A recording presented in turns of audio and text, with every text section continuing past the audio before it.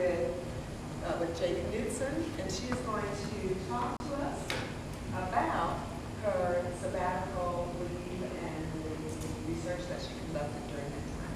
Thank you, Jake.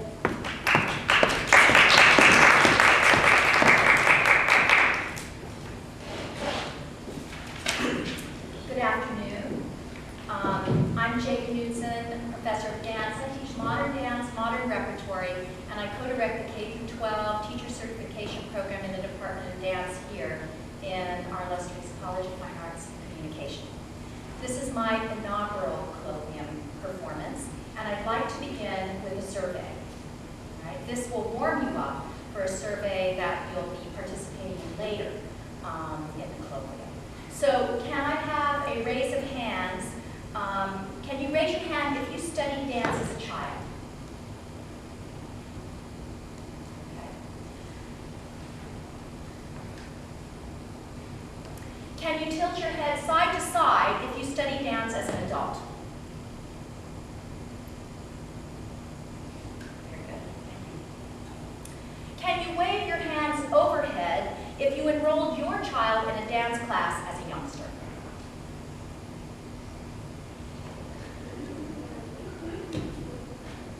And can you list, I'm hoping that you can interpret that term, to the left if you currently study dance?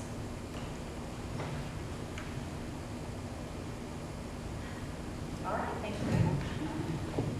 Okay, thank you for that response. And I encourage you to keep those responses in mind as I go through my presentation. I'd like to continue my performance with a quote that captures the raison d'etre for my participation in today's 12th COFAC colloquium. It is a quote of a feminist writer, Ingrid Vegas, who also recently, it's also a quote recently made by Barack Obama in the 2008 campaign speech. To me, words are a form of action, capable of influencing change.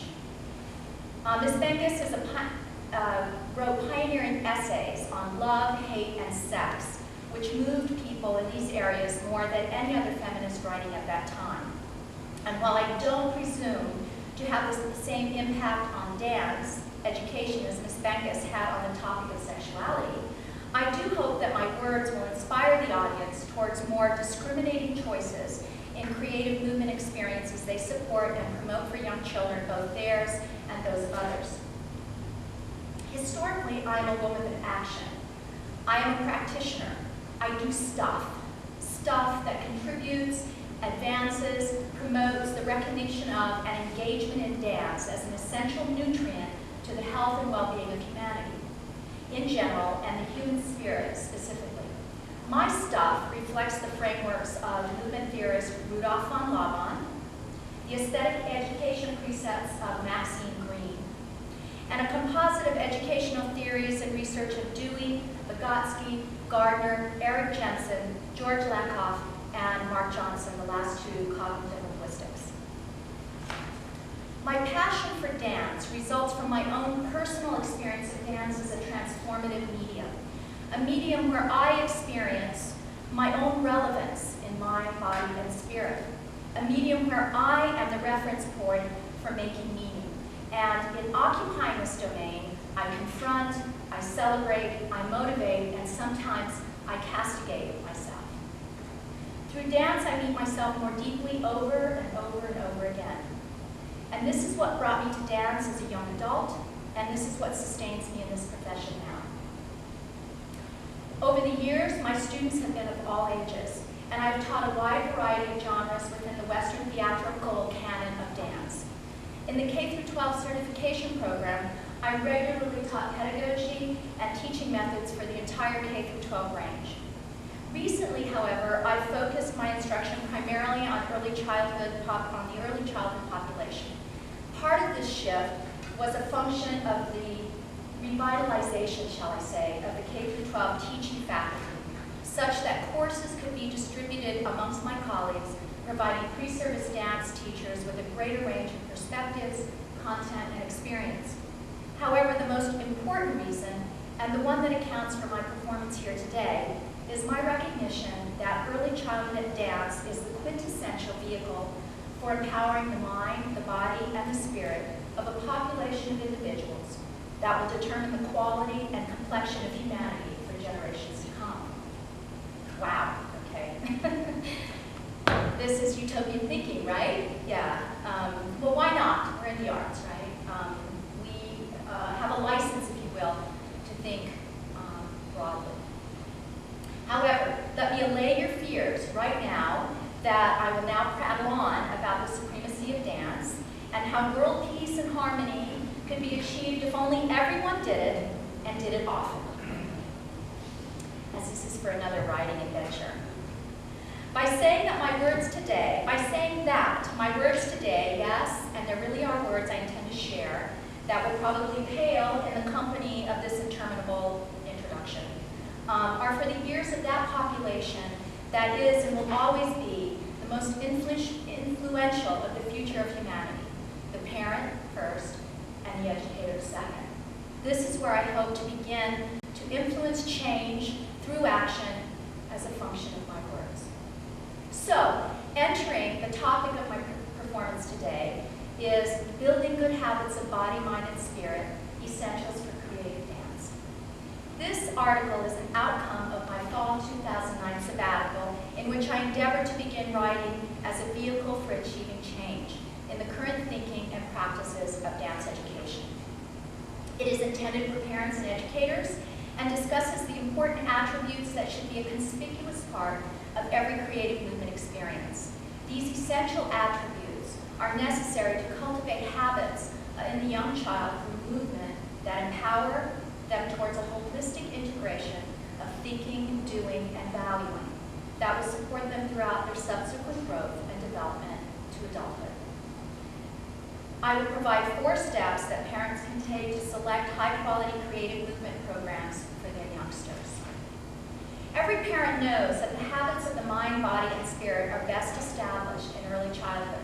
Often by the age of 7, children possess many behaviors that will stay with them throughout their lives and are often difficult to change.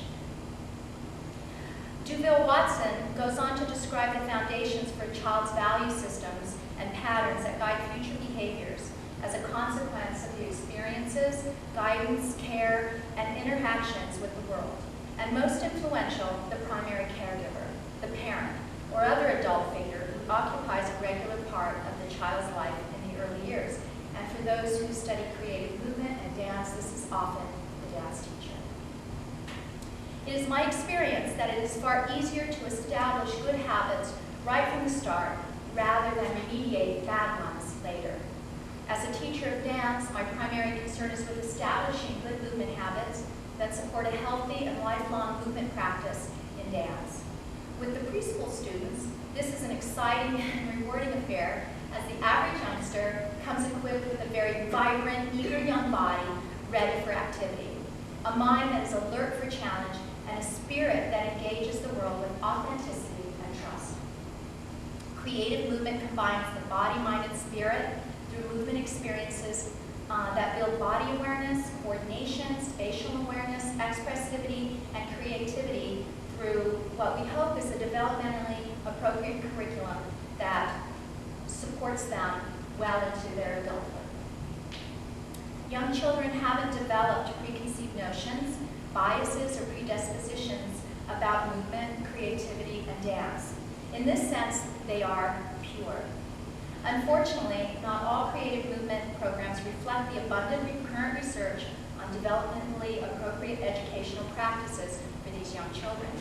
Too often, the creative movement curriculum features content that is poorly conceived or rely on experiences for experience sake only, poorly informed or without a conspicuous philosophical framework from which to work, and poorly delivered practices of methodology that are incompatible with current pedagogical practices in the discipline, such that enjoyment and educational value are often at odds with one another. At the very least, these early experiences must cultivate not only physical habits that will empower and inspire a child to engage in a broad range of physical experiences, but also cognitive habits that promote future teacher learning and aesthetic sensitivities that function and are key to unlocking his or her individuality, and I want to just say her or his individuality and expressivity. Attention to each of these elements, body, mind, and spirit, will promote a growth of a healthy and holistic member of our society. What can be the harm in creative movement settings where these attributes aren't present? Isn't having fun enough? Of course, having fun is great and one of the most important aspects of any educational experience.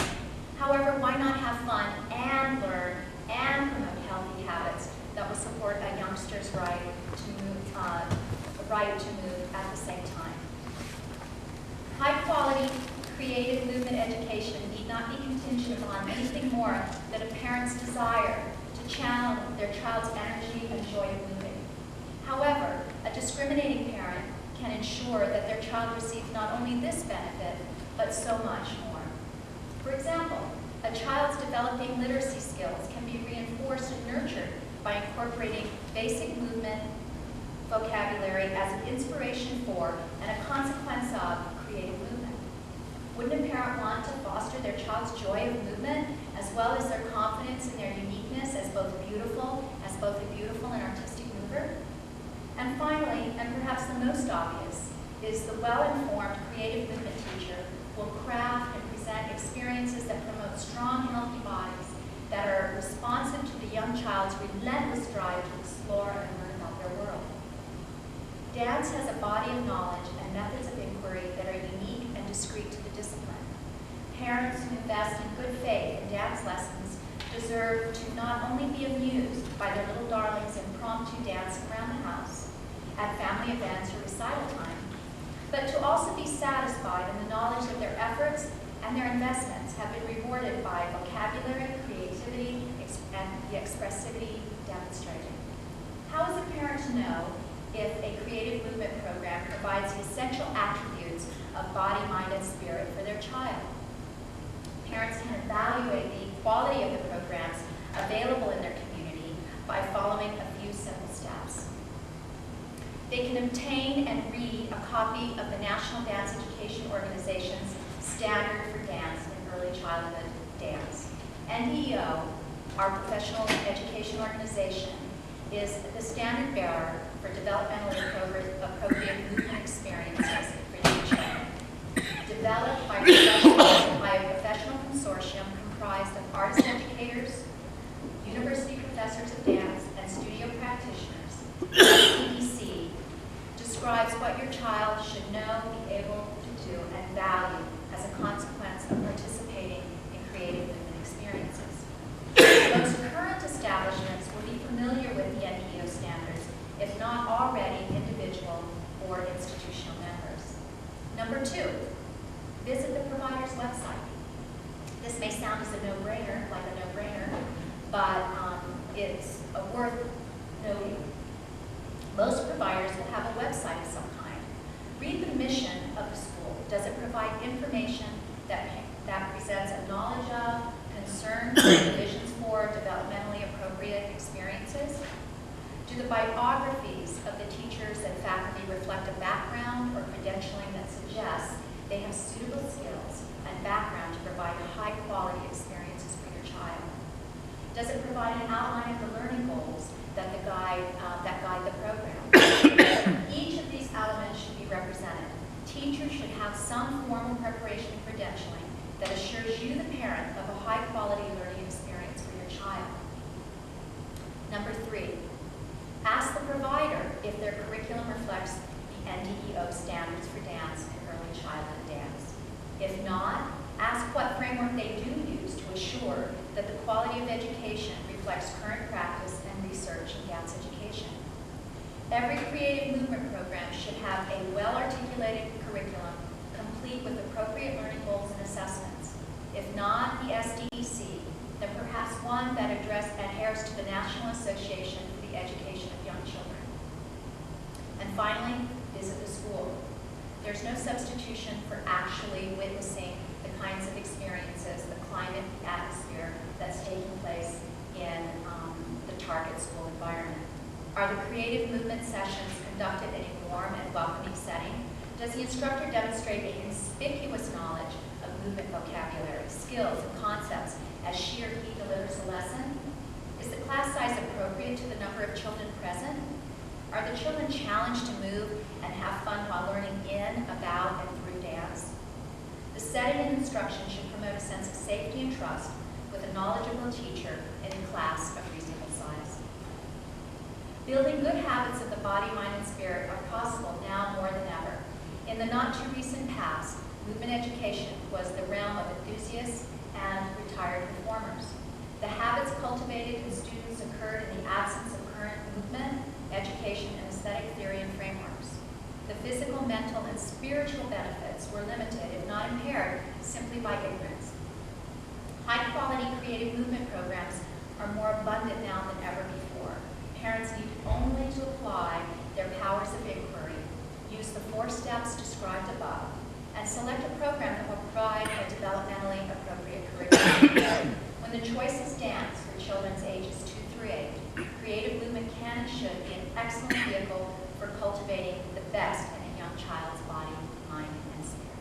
Thank you. Are there any questions?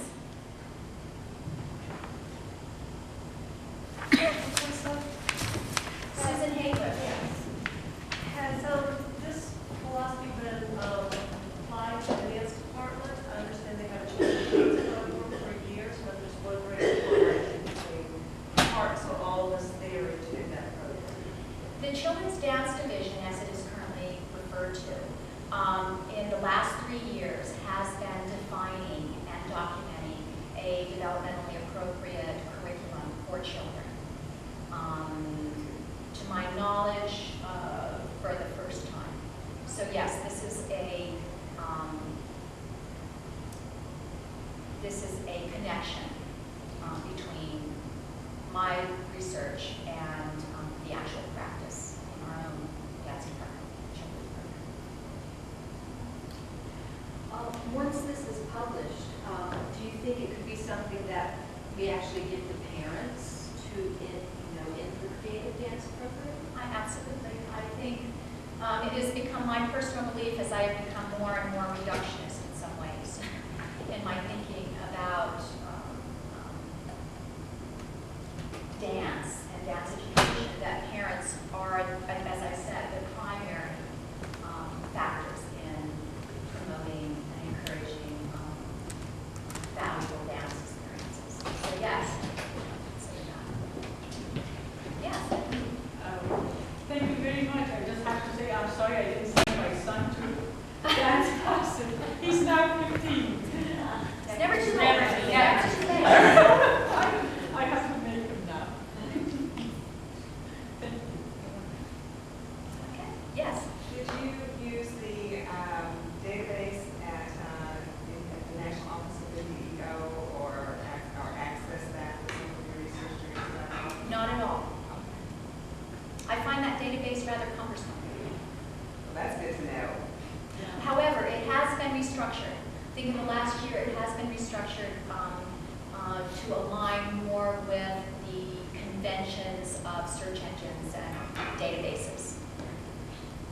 And just to add full text from authors they're trying to get so that they could actually be more functional. Yeah, that's huge. It's huge.